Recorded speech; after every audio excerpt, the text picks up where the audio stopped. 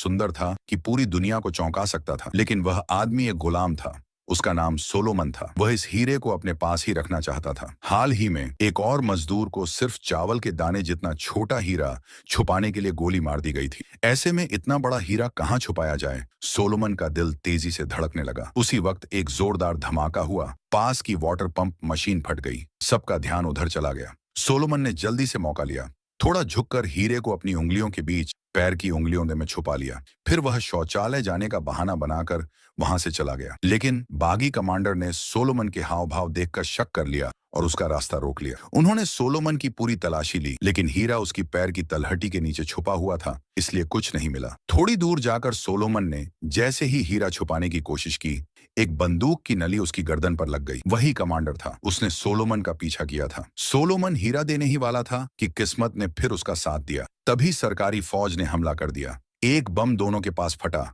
Commander गंभीर रूप से घायल हो गया और सोलोमन भाग निकला। बाद में सोलोमन एक सूखे पेड़ के नीचे हीरा गाड़ आया, लेकिन तभी सरकारी फौज ने उसे गिरफ्तार कर लिया। कैद खाने में सोलोमन की फिर से उसी बागी कमांडर से मुलाकात हो गई।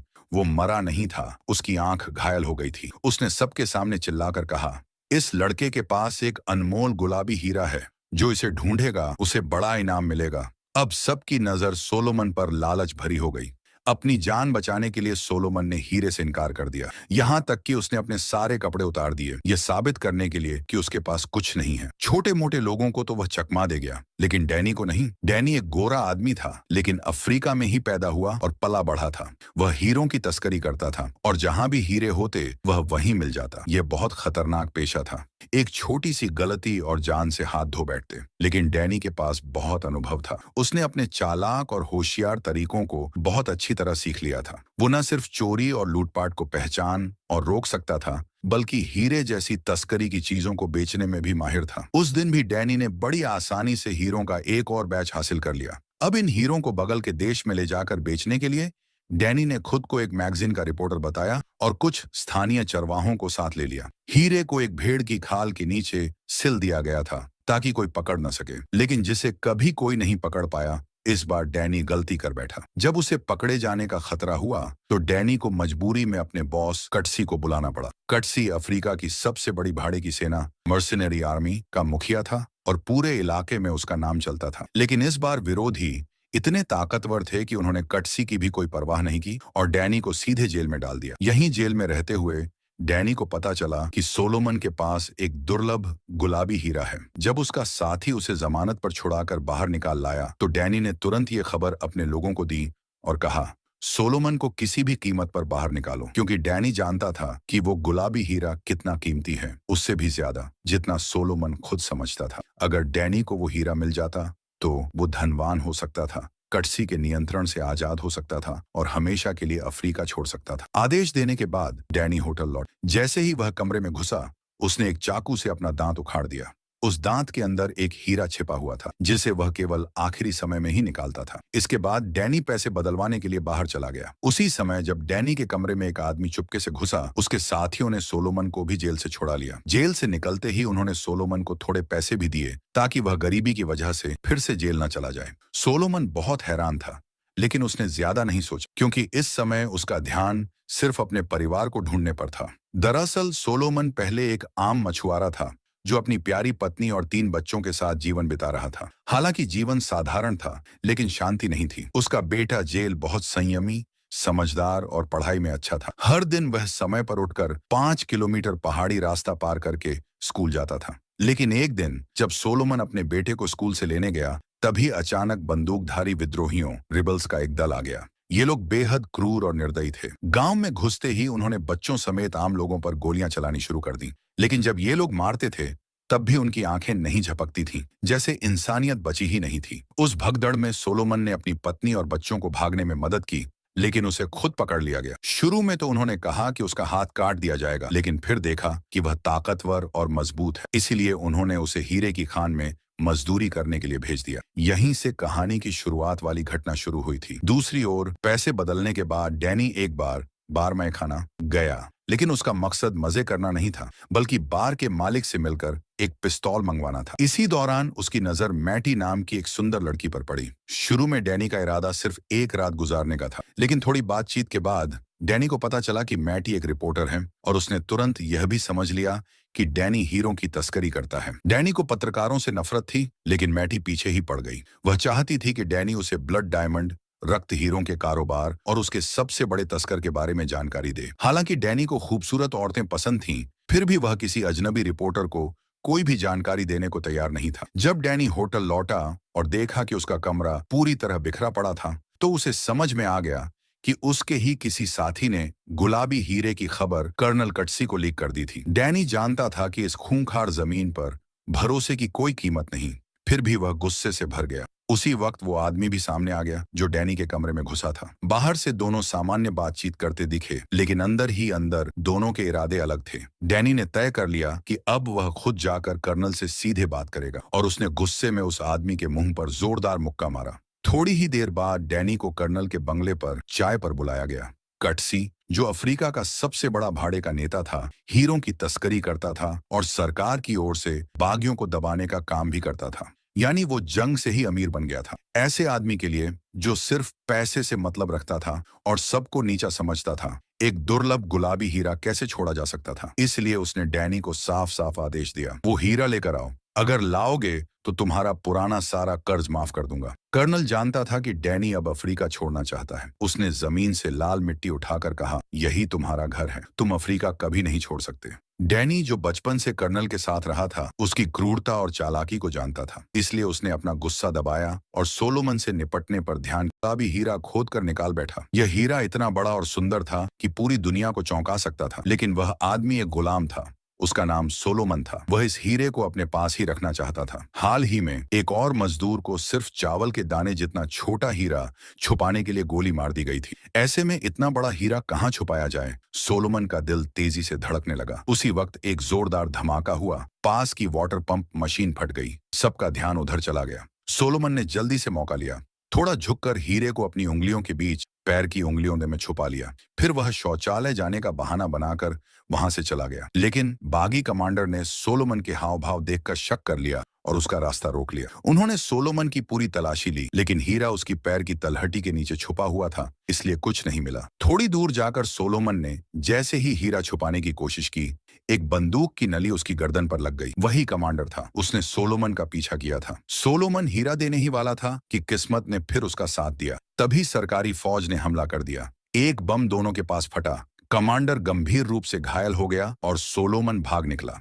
बाद में सोलोमन एक सूखे पेड़ के नीचे हीरा गाड़ आया, लेकिन तभी सरकारी फौज ने उसे गिरफ्तार कर लिया। कैद खाने में सोलोमन की फिर से उसी बागी कमांडर से मुलाकात हो गई।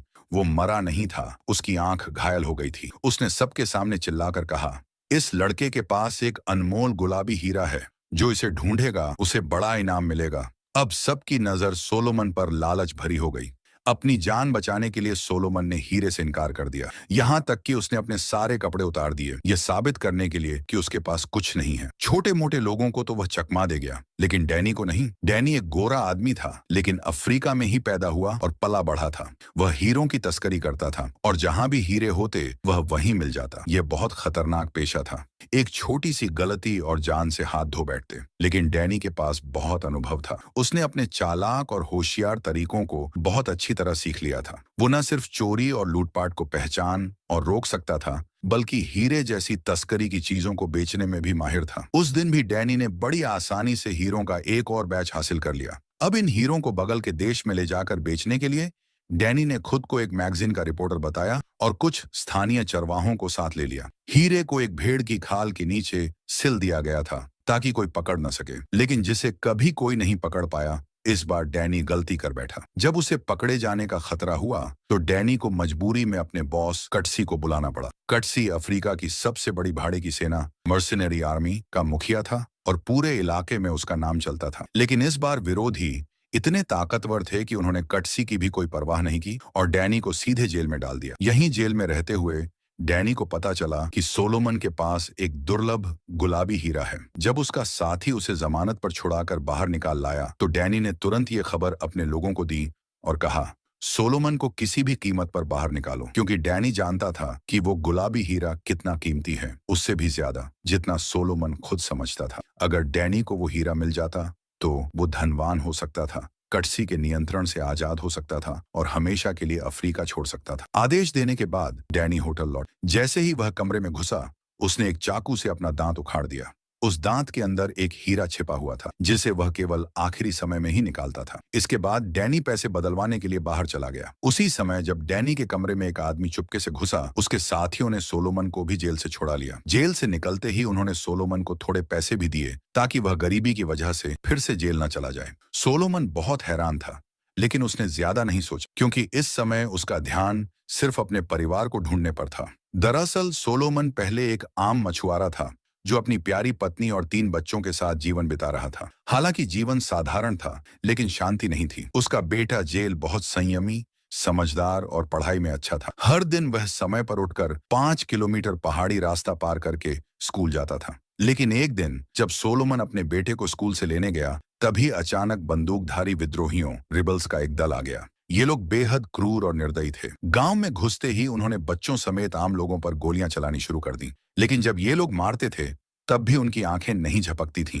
जैसे इंसानियत बची ही नहीं थी। उस भगदड़ में सोलोमन ने अपनी पत्नी और बच्चों को भागने में मदद की, लेकिन उसे खुद पकड़ लिया गया। शुरू में तो उन्होंने कहा कि उसका हाथ काट दिया जाएगा, लेकिन फिर देखा कि वह ताकतवर और मजबूत है, इसीलिए उन्होंने उसे हीरे की खान में मजदूरी करने के लिए भेज दिया। यहीं से कहानी की शुरुआत वाली घटना शुरू हुई थी। दूसरी ओर पैसे बदलने के बाद डैनी एक बार मैं खाना गया, लेकिन उसका मकसद मजे करना नहीं था, बल्कि बार के मालिक से मिलकर एक पिस्तौल मंगवाना था। इसी दौरान उसकी नजर मैटी नाम की एक सुंदर लड़की पर पड़ी। शुरू में डैनी का इरादा सिर्फ एक रात गुजारने का था, लेकिन थोड़ी बातचीत के बाद डैनी को पता चला कि मैटी एक रिपोर्टर है, और उसने तुरंत यह भी समझ लिया कि डैनी हीरों की तस्करी करता है। डैनी को पत्रकारों से नफरत थी, लेकिन मैटी पीछे ही पड़ गई। वह चाहती थी कि डैनी उसे ब्लड डायमंड, रक्त हीरों के कारोबार और उसके सबसे बड़े तस्कर के बारे में जानकारी दे। हालांकि डैनी को खूबसूरत औरतें पसंद थीं, फिर भी वह किसी अजनबी रिपोर्टर को कोई भी जानकारी देने को तैयार नहीं था। जब डैनी होटल लौटा और देखा कि उसका कमरा पूरी तरह बिखरा पड़ा था, तो उसे समझ में आ गया कि उसके ही किसी साथी ने गुलाबी हीरे की खबर कर्नल कटसी को लीक कर दी थी। डैनी जानता था कि इस खूंखार जमीन पर भरोसे की कोई कीमत नहीं, फिर भी वह गुस्से से भर गया। उसी वक्त वो आदमी भी सामने आ गया जो डैनी के कमरे में घुसा था। बाहर से दोनों सामान्य बातचीत करते दिखे, लेकिन अंदर ही अंदर दोनों के इरादे अलग थे। डैनी ने तय कर लिया कि अब वह खुद जाकर कर्नल से सीधे बात करेगा, और उसने गुस्से में उस आदमी के मुंह पर जोरदार मुक्का मारा। थोड़ी ही देर बाद डैनी को कर्नल के बंगले पर चाय पर बुलाया गया। कटसी, जो अफ्रीका का सबसे बड़ा भाड़े का नेता था, हीरों की तस्करी करता था और सरकार की ओर से बागियों को दबाने का काम भी करता था, यानी वो जंग से ही अमीर बन गया था। ऐसे आदमी के लिए, जो सिर्फ पैसे से मतलब रखता था और सबको नीचा समझता था, एक दुर्लभ गुलाबी हीरा कैसे छोड़ा जा सकता था। इसलिए उसने डैनी को साफ साफ आदेश दिया, वो हीरा लेकर आओ। अगर लाओगे तो तुम्हारा पुराना सारा कर्ज माफ कर दूंगा। कर्नल जानता था कि डैनी अब अफ्रीका छोड़ना चाहता है। उसने जमीन से लाल मिट्टी उठाकर कहा, यही तुम्हारा घर है, तुम अफ्रीका कभी नहीं छोड़ सकते। डैनी, जो बचपन से कर्नल के साथ रहा था, उसकी क्रूरता और चालाकी को जानता था, इसलिए उसने अपना गुस्सा दबाया और सोलोमन से निपटने पर ध्यान केंद्रित किया। लेकिन इस समय सोलोमन अब किसी पर भरोसा नहीं करता था। वह बार बार यही कहता कि उसने कभी कोई सोलोमन अब किसी पर भरोसा नहीं करता था। वह बार बार यही कहता कि उसने कभी कोई गुलाबी हीरा देखा ही नहीं। इसलिए डैनी को अब समय खींचने की तरकीबें अपनानी पड़ी। शाम को डैनी फिर से बार में गया। बार मालिक ने उसे वो पिस्तौल दे दी जो उसने मंगवाई थी, और साथ ही एक चौंकाने वाली खबर दी, बागी कल यहाँ हमला करेंगे, बेहतर होगा कि तुम जल्द से जल्द यहाँ से निकल जाओ। उसी समय डैनी की फिर से मैटी से मुलाकात हो गई। पिछली बार दोनों झगड़कर अलग हुए थे, लेकिन इस बार वे ऐसे मिले जैसे प्यार में बिछड़े प्रेमी हों। बस फर्क इतना था, डैनी सिर्फ जिस्म की चाहत में था और मैटी सिर्फ तस्करी की जानकारी चाहती थी। हालांकि माहौल बहुत उलझा हुआ था, फिर भी मैटी और डैनी में से कोई भी झुकने को तैयार नहीं था। मैटी ने गुस्से में आकर सीधा हमला किया और कहा कि वह ऐसे लोगों को बहुत देख चुकी है जो पैसों के लिए इंसानों की जान की कोई कदर नहीं करते। डैनी को भी अब कोई दिलचस्पी नहीं रही, लेकिन जब वह बार में शराब पीने गया तो मैटी ने उसका पीछा किया और उसे जाने नहीं दिया। इस बार डैनी भी चुप नहीं रहा और बोला, तुम खुद को बहुत महान समझती हो, सोचती हो कि तुम अफ्रीका को बदल दोगी। असल में तुम भी ब्लड डायमंड के धंधे का हिस्सा हो। अगर अमेरिका की लड़कियां परी कथा जैसी शादी और चमचमाता हीरा न चाहती तो ये हीरे इतने कीमती न होते और कोई इन्हें तस्करी से लाने की कोशिश न करता। मैटी ने जवाब दिया, हर अमेरिकी लड़की सपनों की शादी नहीं चाहती, जैसे हर अफ्रीकी इंसान हिंसा और खून खराबा नहीं करता। हर दिन बहुत से लोग अच्छे काम करते हैं, पर वो तुम में से कोई नहीं। दोनों का फिर से झगड़ा हुआ और वे अलग हो गए। अगले दिन बागियों ने सचमुच शहर पर हमला कर दिया। हर तरफ युद्ध का माहौल बन गया। डैनी ने मौके का फायदा उठाते हुए सोलोमन को ढूंढा और उसे साथ देने को कहा। अब वो गुलाबी हीरा एक खतरा बन चुका था जिसे बेचना असंभव था, लेकिन सोलोमन सिर्फ अपने परिवार को ढूंढने में ही लगा था। यह देखकर डैनी बोला, अगर मैं नहीं रहा तो तुम्हारे पास अपनी किस्मत बदलने या अपने परिवार को ढूंढने का कोई मौका नहीं होगा। इसी बीच बागियों ने जबरदस्त हमला कर दिया। भागते हुए डैनी उसे समझाता रहा और सोलोमन ने कांपते हुए साथ देने का फैसला कर लिया। अब सरकार और बागियों के बीच जंग शुरू हो चुकी थी। सरकारी सेना को नागरिकों की जान की कोई परवाह नहीं थी। डैनी, जो एक अनुभवी लड़ाका था, सोलोमन को गोलियों की बारिश से बचाकर एक टूटे फूटे इमारत में ले गया।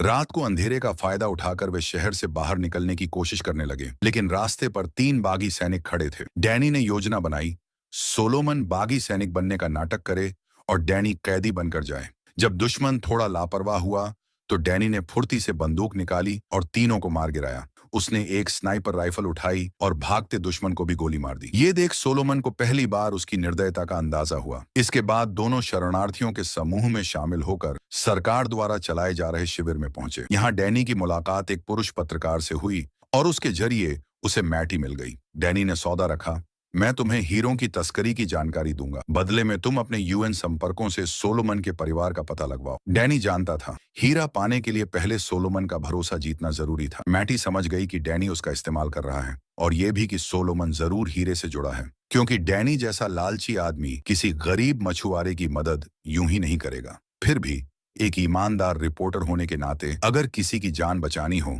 तो वो बाकी बातों को नजरअंदाज कर सकती थी। जल्द ही मैटी को पता चला कि सोलोमन का परिवार गिनी देश के शरणार्थी शिविर में है। वे हेलीकॉप्टर से वहां पहुंचे, लेकिन शिविर में 10 लाख से ज्यादा लोग थे। पर भगवान ने दया दिखाई और सोलोमन को अपनी बीवी और बेटी मिल गई, लेकिन उसका बेटा डिया बागियों द्वारा पकड़ लिया गया। ये खबर सुनकर सोलोमन पूरी तरह टूट गया। वह जानता था कि बाकी बच्चों को हत्या की मशीन बना देते हैं और डिया भी ऐसा ही बन चुका होगा। सोलोमन की बात सच निकली। डिया अब एक आंख वाले कमांडर का ट्रेन चाइल्ड सोल्जर बन गया था। वह बिल्कुल भावहीन होकर गांव वालों को मारता था और सबसे आगे रहता था। इस बीच सरकार ने ऐलान किया कि जब तक युद्ध खत्म नहीं होता शरणार्थियों को उनके घर नहीं भेजा जाएगा। सोलोमन अब पूरी तरह बेरंग और टूटा हुआ इंसान बन चुका था। हर दिन अपने बेटे का नाम बड़बड़ाता रहता था और डैनी अब पूरी तरह हीरे पर फोकस कर चुका था। उसे पता चल गया था कि हीरा कहाँ दबा है, लेकिन वो इलाका खतरनाक था जहाँ कई गुटों का नियंत्रण था। वह जानता था सिर्फ मैटी की टीम के साथ जाकर ही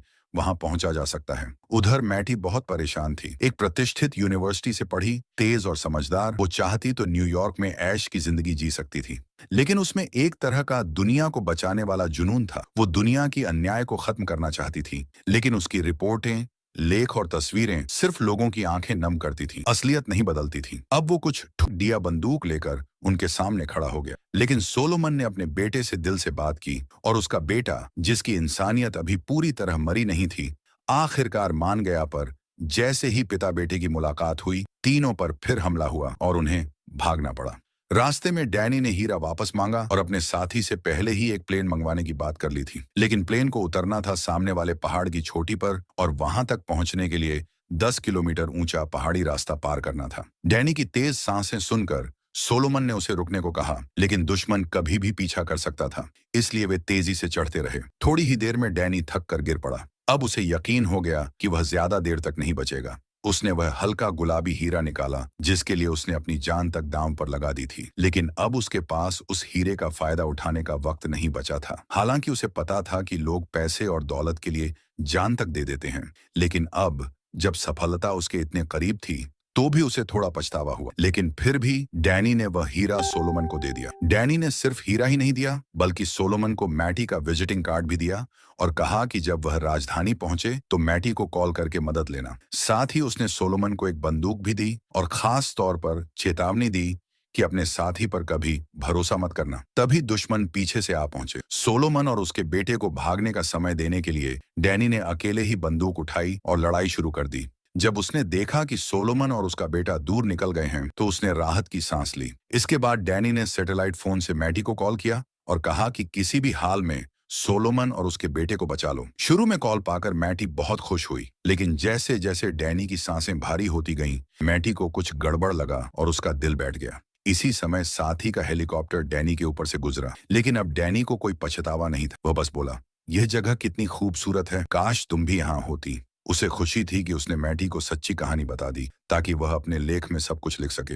अब मैटी भी डैनी की बात समझ गई। वह रोते हुए बोली, काश मैं तुम्हारे साथ होती। लेकिन डैनी ने कहा, कोई बात नहीं, मैं वहीं हूं जहां मुझे होना चाहिए। कॉल काटने के बाद डैनी ने अपने पास की खून से भीगी मिट्टी उठाई, जैसे वह मान रहा हो कि कर्नल की बात सही थी। यही उसका नसीब था। वह बचने की बहुत कोशिश कर चुका था, लेकिन अंत में वहीं मरा जहां पैदा हुआ था। सूरज की आखिरी किरणों में डैनी ने शांति से आंखें बंद कर ली और इस अंधेरे धरती पर एक चमकती हुई सफेद रेखा बन गया।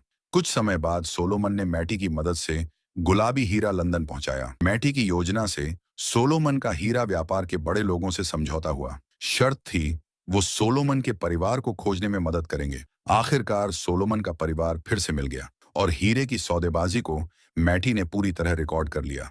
बाद में मैटी ने अपने पास के सबूतों के आधार पर ब्लड डायमंड, खूनी हीरा व्यापार के काले सच को उजागर कर दिया। सोलोमन ने भी गवाह बनकर दुनिया को बताया कि अफ्रीका में क्या क्या खून खराबा हुआ था। आखिरकार मई 2003 में 40 देशों ने किम्बरली प्रोसेस सर्टिफिकेशन पर साइन किया, जिसका मकसद था खूनी हीरों की खरीद फरोख्त को रोकना। कोई भी हीरा जो कानूनी तरीके से खदान से निकाला गया हो, उसे एक सुरक्षित डिब्बे में पैक किया जाता है और उसके साथ किम्बरली सर्टिफिकेट होना जरूरी होता है, तभी उसे दूसरे देश में भेजा जा सकता है। अगर ऐसा नहीं है तो ऐसे हीरों को गैर कानूनी माना जाता है। असल में हीरा सिर्फ एक सादा और पारदर्शी पत्थर होता है, लेकिन इंसानी लालच और भौतिक चीजों की चाह ने इसे पवित्रता, रॉयल्टी, दौलत और ताकत का प्रतीक बना दिया है। और जब लोग ज्यादा मुनाफा कमाना चाहते हैं तो इंसान के अंदर की बुराई सामने आने लगती है, जिससे शोषण और खून खराबा होता है।